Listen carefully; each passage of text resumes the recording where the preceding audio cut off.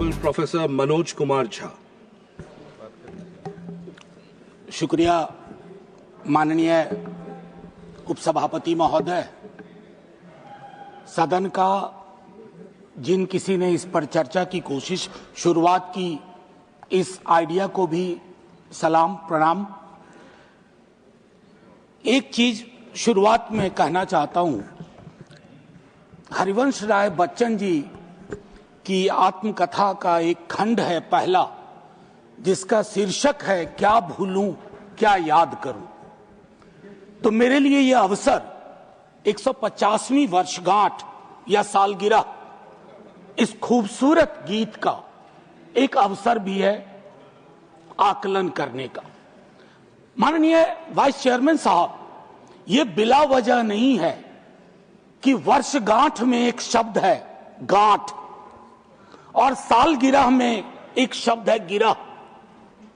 तो ये गिरह और गांठ को समझे बगैर 150वीं साल का उत्सव गान, उत्सव मैं समझता हूं आधा अधूरा होगा, बेईमानी होगी हम सबके बिहाफ पे। मैं क्रमशः कुछ बातें आपके समक्ष रखूंगा, कोशिश करूंगा कि मेरी बातों से किसी को कष्ट ना हो। इसलिए नहीं कि मेरे पास कष्ट पहुंचाने का कारण नहीं है, बल्कि इसलिए कि कष्ट पहुंचाने में ही इस देश की ऊर्जा जा रही है। जिन ओहदेदारों को मलहम लगाना चाहिए वो नमक की बोरी लेके जख्मों पे छिड़कते हैं। तो इस परिपाटी को बंद करने की चेष्टा होनी चाहिए। मुझे स्मरण है कि कई साथियों से जब बात होती है, सत्ता पक्ष के भी हैं, वो भी ऐसा ही विचार रखते हैं। गर्व की बात है कि क्योंकि ये गीत हमारी सांस्कृतिक और भावनात्मक एका पहचान का प्रतीक। बंगाल में लिखा गया लेकिन सरहद पार कर गया, सिर्फ इसलिए नहीं कि इसके बोल बहुत अच्छे थे। इस गीत के स्पिरिट को देखिए, इस गीत का स्पिरिट बंगाल से पंजाब पहुंचता है, जहां इसको जानने वाले लोग नहीं थे, इसके शब्दार्थ को, भावार्थ को समझ रहे थे। इसलिए मैं कह रहा हूं कि विविधताओं के बावजूद बहुलवादी संस्कृति इस देश का हिस्सा रही है। हम ऐसे ही पले बढ़े हैं। कोई नुक्कड़, कोई गली, कोई गांव नहीं है जहां हमने हिंदू, मुसलमान, सिख, ईसाई, नास्तिक ना देखे हों।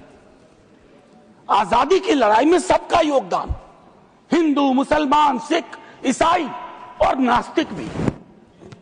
अपने जीवन के एक बड़े हिस्से में मैं भी नास्तिक, जब मैंने भगत सिंह को पढ़ा मैं नास्तिक क्यों, तो मुझे गर्व होता था कि भगत सिंह वाली परंपरा। एक चीज मैं इससे पहले कि कहूं, एक महत्वपूर्ण चीज कहना चाहता हूं। मैं इस सदन में जितनी बार बोला हूं, नेहरू जी जरूर यहां चर्चा में आते हैं। जवाहरलाल नेहरू सर, मैं कांग्रेस का नहीं हूं, लेकिन अपने को नेहरूवादी मानता हूं, गांधीवादी मानता हूं, अंबेडकरवादी मानता हूं, और परस्पर विरोध नहीं है। इनका तब के वक्त में विरोध था, लेकिन मैं आज कह रहा हूं, अगर कोई ऐसी व्यवस्था हो कि ये पृथ्वी पे आएंगे ना, तो एक मोर्चा बना लेंगे एक साथ मिलकर। आज की हकीकत के संदर्भ में मैं क्यों कह रहा हूं, एक छोटी चिट्ठी, आजकल चिट्ठियां पढ़ी जा रही हैं सर, लेकिन चिट्ठियां पढ़ने में लोग थोड़ी बेईमानी कर रहे हैं। सेमीकोलन के बाद का हिस्सा पढ़ते हैं, पूरा पत्र नहीं पढ़ते हैं। अमृता शेरगिल जी जवाहरलाल नेहरू जी को लिख रही हैं, यह है नवंबर 6, 1937। सर गौर कीजिएगा, बहुत प्यारी खूबसूरत चिट्ठी है। यह चिट्ठी कहती है, उनकी किताब मिली थी आत्मकथा, यह चिट्ठी कहती है, my dear Jawahar, as a rule I dislike biographies and autobiographies. They ring false, pomposity or exhibitionism. But I think I like yours. You are able to discard your hello. You are capable of saying, when I saw the sea for the first time, when others would say, when the sea saw me for the first time. Sir आजकल ऐसे लोग बहुत तरक्की कर रहे हैं जो ये कहते हैं कि समंदर ने आज मुझको पहली बार देखा, ये नहीं कि मैंने समंदर को पहली बार देखा। ये एक महत्वपूर्ण चीज है सर। ध्रुवीकरण आज के हमारे जीवन का हिस्सा बन गया। क्या बंकिम बाबू ने यह कल्पना की थी, उस महाकवि ने यह कल्पना की थी कि देश इतने टुकड़ों में बंट जाएगा? पार्टीशन से ज्यादा। अभी मैंने देखा चंद महीनों पहले इस देश में आई लव महाकाल और आई लव मोहम्मद में जिहाद करवा दिया गया, झगड़ा करवा दिया गया। I can love every God simultaneously, yet I want to remain in peace, in prosperity, seeking justice and getting it. ये रवायत क्यों खत्म हो रही है सर?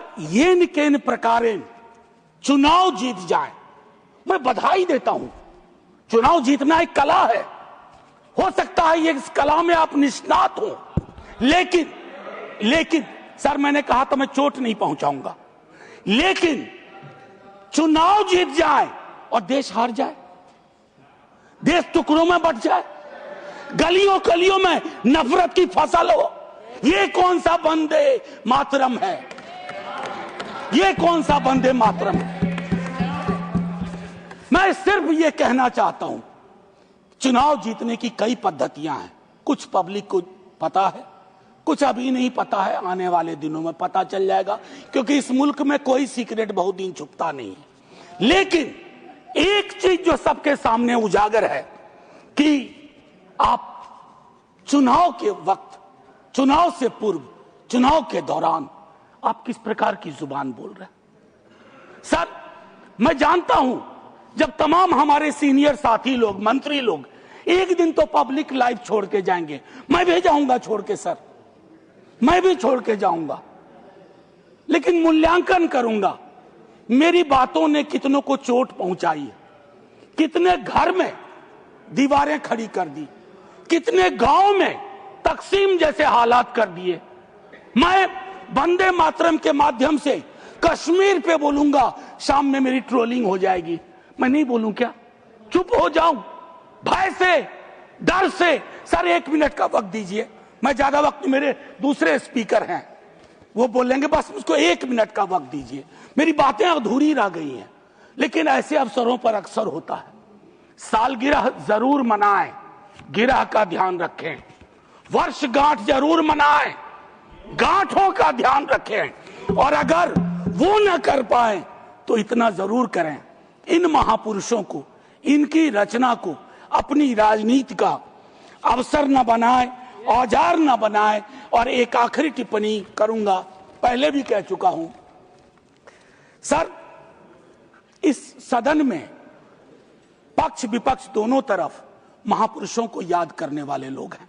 सर 30 सेकंड और दे दीजिए, न जाने उस कुर्सी में क्या है जो बैठता है, जो बैठते हैं। सर बस 30 सेकंड दे दीजिए, मैं 30 सेकंड मांग रहा हूं। प्लीज मैं सिर्फ इतना कहना चाहता हूं, मैंने पहले भी कहा, प्रधानमंत्री जी को एक्चुअली बीजेपी के लोगों को नेहरू का धन्यवाद करना चाहिए।